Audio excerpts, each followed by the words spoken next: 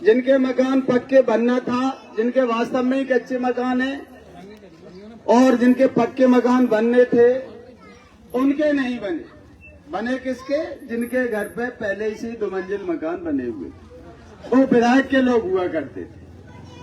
तो इस प्रकार की व्यवस्था को ठीक करने के लिए आज हमें मौका मिला है और आज हम अम्बरीश शर्मा को के नाम से कमल के फूल का बटन दबाए तो मुझे लगता है कि अव्यवस्थाएं ठीक हो जाए। लोग चुनाव के समय समझ जाते हैं, परंतु हमारे विधायक जी चुनाव के समय भी वही काम कर रहा है जो 5 साल से और बल्कि 35 साल से लगातार करते आ रहे हैं। अभी देवरा की घटना सुनी होगी, सर्वप्रथित घटना है, एक व्यक्ति के घर में घुस करके जबरदस्ती मारना। मतलब पुलिस भी रिपोर्ट नहीं लिख रही थी। अगर हमारा नेता ना होता, हमारा नेता वहां पहुंचा, पुलिस पे दबाव बनाया, अड़ा, बमुश्किल से मुकदमा दर्ज हुआ और मुकदमा दर्ज हो गया। उसके बाद भी माननीय विधायक कह रहा है कि मोंटी सिंह के ऊपर झूठा मुकदमा दर्ज हुआ। क्या ये बात सही है? मुकदमा झूठा लगा मोंटी सिंह के ऊपर? सही लगा। बघेल के लड़के के घर में घुस करके पिटाई नहीं हुई। अब आप अंदाजा लगाओ, कब एन चुनाव पे भी वो ऐसा करने में बाज नहीं आ रहे हैं तो चुनाव जीत जाएंगे, फिर क्या करेंगे पता है? तो इस अन्याय और अपराध से बनने के लिए आज केवल हमारे पास एक विकल्प है, वो सिर्फ गुड्डू शर्मा। इसलिए हम सब बड़े जोश और होश में आकर के गुड्डू शर्मा का निर्वाचन करें, गुड्डू शर्मा के लिए वोट करें।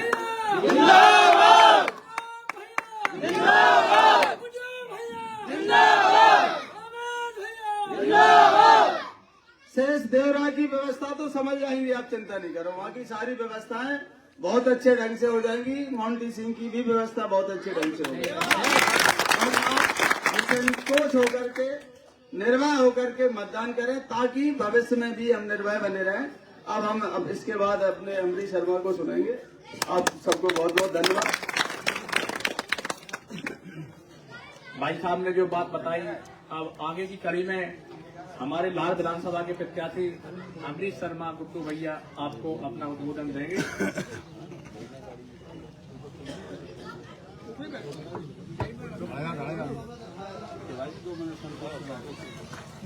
अब आदानी इसके बीच में संतोषी भाई साहब, चौहान साहब आप लोगों के बीच में उद्बोधन देंगे, उनको आप सभी उपस्थित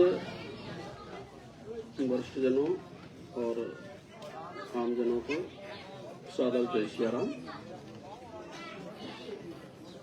मैं कभी भी राजनीतिक व्यवस्था से नहीं जुड़ा रहा।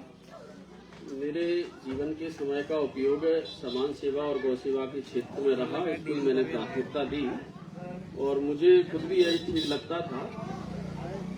लेकिन भाई अम्बरीश शर्मा जी के हमने जो भागवतों के भव्य आयोजन देखे, विराट कार्यक्रम देखे और उसमें जो मैंने महसूस किया वो मैंने ये देखा कि इतना विराट भव्य कार्यक्रम निर्विघ्न रूप से सफल हुआ, ये बिना ईश्वर कृपा देव कृपा के संभव नहीं।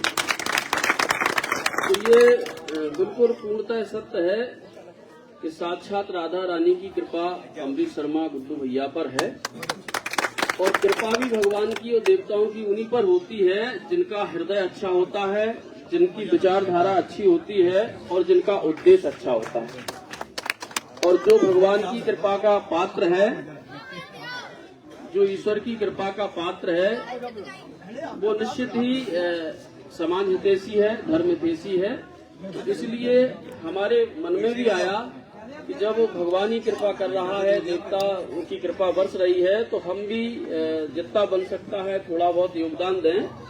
और ये बिल्कुल सत्य है कि जीत भी गुड्डू शर्मा जी की निश्चित होगी, ये भी आप सत्य माने। और गुड्डू भैया पूरे तन मन से समाज हित के लिए, धर्म हित के लिए प्रयासरत रहेंगे, ऐसा भी हमारा विश्वास है। इसलिए गुड्डू शर्मा जी की जीत धर्म की जीत है और धर्म समाज के हित के लिए एक अच्छा उद्देश्य पूरा होगा आप सबके सहयोग से।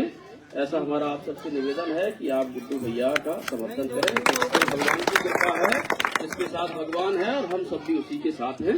जय राधा रानी की जय। राधा जैसे कि संतोष भाई साहब ने अपन को आगे बताया है और राधा रानी की कृपा है, तो अपन लोगों को भी इस कृपा में थोड़ा सहयोग करना है।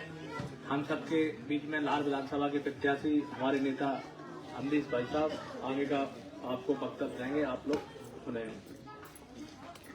बोलो बांके बिहारी लाल की जय, बोलो राधा रानी की जय, बोलो कारसदेव बाबा की जय, बोलो भारतीय जनता पार्टी जिंदाबाद, भारतीय जनता पार्टी जिंदाबाद, बोलो भारत माता की जय, भारत माता की जय। यहाँ पर उपस्थित मेरे बड़े भाई आदरणीय नंदराम जी, लाल बहादुर भाई साहब, मंडल अध्यक्ष अनूप जी, मुन्ना भाई साहब, केदार भाई साहब, संतोष भाई, भगवती जी, दशरथ माठ साहब और यहाँ पर उपस्थित मेरे सभी बुजुर्गजन, युवा साथियों।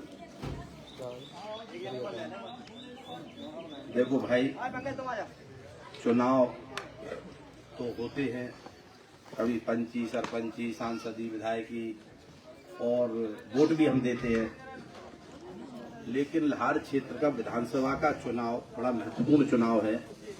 इसलिए चुनाव महत्वपूर्ण है कि 33 साल से जो भी कांग्रेस के एक ही विधायक हैं, हम उनके बारे में बताएं तो आपको क्या बताएं। जब आप पे गुजर चुकी होती है, जब आप उससे गुजर रहे हैं 30 साल से, तो हमें अब आपको उनके बारे में बताएं कैसे हैं, कैसे नहीं है, क्या करते हैं, क्या नहीं करते। आदरणीय नंदराम भाई साहब ने सब बता ही दिया है आप लोगों को। मेरा आप लोगों से कहना यही है, 2-3 मुद्दे होते हैं, हम वोट दे रहे हैं तो किस आधार पर वोट दें। सामने वाला हमारी भारतीय जनता पार्टी की केंद्र सरकार के बारे में आपको उससे कुछ नहीं कहना।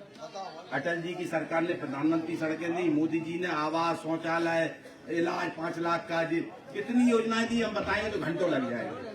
कांग्रेस ने तो 60 साल में कुछ दिया नहीं, 60 साल से ज्यादा एक ही पार्टी का शासन रहा। मध्य प्रदेश की भाजपा की सरकार ने क्या दिया आप लोगों को अच्छी पता है। बिजली से लेके लाडली बहना, लाडली बिटिया, मतलब पढ़ाई से लेके, किसान निधि से लेके, मतलब हर सुविधा दी। भाइयों, हमें मध्य प्रदेश की भाजपा की सरकार के, शिवराज जी की सरकार के बारे में क्या आप लोगों को बताना, आप सब जानते हैं।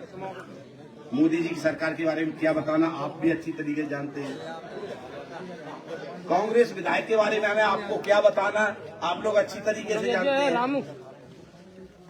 अभी तक कहते थे कि हमारे तो रेखा बनी है, वोट उसमें डाल लेना, कहते थे कि नहीं कहते थे भाइयों। और आतंक और गुंडागर्दी की पराकाष्ठा तो आपका पड़ोसी गांव है देवरा, ज्यादा दूर का नहीं है। आप लोग देख रहे हैं कि अत्याचार आज नहीं होता आया, 33 साल से